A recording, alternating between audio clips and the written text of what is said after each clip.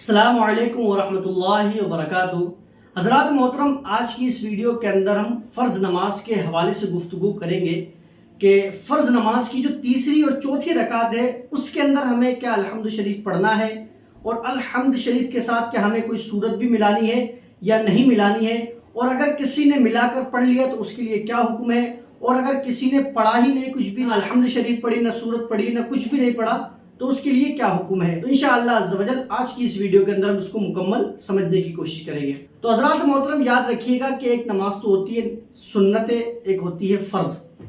तो जब हम फ़र्ज़ नमाज को पढ़ेंगे तो इस बात का हमें ख्याल रखना है। अब फ़र्ज़ किसे कहते हैं वो भी आप समझ लीजिए। जो नमाज इमाम साहब पढ़ाते हैं उसको फ़र्ज़ नमाज कहते हैं। फॉर एग्जाम्पल, ज़ोहर के अंदर 4 रकात पढ़ाते हैं, असर में 4 रकात पढ़ाते हैं, मगरिब के अंदर 3 रकात पढ़ाते हैं, इशा के अंदर 4 रकात पढ़ाते हैं और फजर के अंदर 2 रकात पढ़ाते हैं।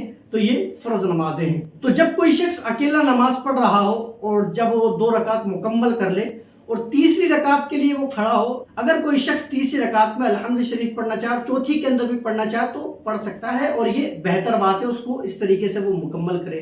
लेकिन अगर कोई शख्स ऐसा है जो अल्हम्द शरीफ के साथ सूरत भी मिला रहा है तो ये भी ठीक है, इससे भी नमाज के अंदर कोई खराबी नहीं आएगी, नमाज उसकी हो जाएगी।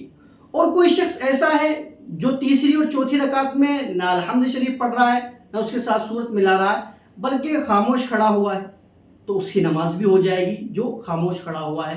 और एक शख्स ऐसा है जो तीसरी और चौथी रकात में ना तो अल्हम्द शरीफ पढ़ता है, ना उसके साथ सूरत मिलाता है और ना ही खामोश होता है, बल्कि उसके बजाय वो तस्बीहात पढ़ लेता है, तो उसकी नमाज भी हो जाएगी, उसमें कोई कराहत वाली बात नहीं है। लेकिन एक बात मैं अर्ज करना चाहूँगा कि जब आप खड़े ही हैं तो बेहतर बात यही है कि कम से कम आप अल्हम्द शरीफ ज़रूर पढ़ें। और अगर मेरी ये वीडियो कोई इमाम साहब देख रहे हैं तो मैं उनसे ये बात कहना चाहूँगा कि अगर आप इमाम हैं और आप नमाज पढ़ा रहे हैं तो आपको ये चाहिए कि आप तीसरी और चौथी रकात के अंदर सिर्फ अल्हम्द शरीफ पढ़ें, तो ये ज़्यादा बेहतर है। उसके साथ आप सूरत ना मिलाएं, क्योंकि आप जब सूरत मिलाएंगे अल्हम्द शरीफ के साथ तो ये गुमान है, ये हो सकता है कि नमाज थोड़ी सी तवील हो जाए, नमाज थोड़ी सी लंबी हो जाए।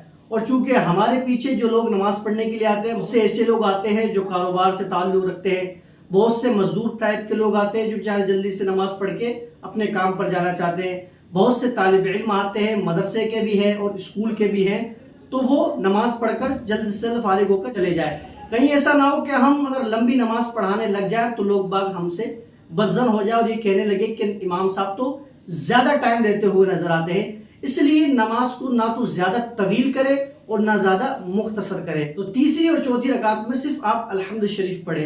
हासिल कलाम यह है कि अगर कोई शख्स तीसरी और चौथी रकात के अंदर कुछ पढ़े या ना पढ़े, खामोश रहे, हर हाल में उसकी नमाज हो जाएगी। लेकिन खामोश रहने से बेहतर यह है कि वो अल्हम्द शरीफ पढ़ ले, तो ये ज़्यादा बेहतर होगा। उम्मीद करता हूँ कि आपको ये मसला समझ में आ गया होगा। आपसे गुजारिश है कि आप वीडियो को शेयर करें ताकि हमारे जो मुसलमान भाई, मोमिन भाई हैं, जिनको इस मसले के बारे में पता नहीं है, उनको पता चल सके, तो आपको भी सवाब मिले और हमें भी सवाब मिले। वल्लाहु ताला आलम। अस्सलामु अलैकुम व रहमतुल्लाहि व बरकातुहू।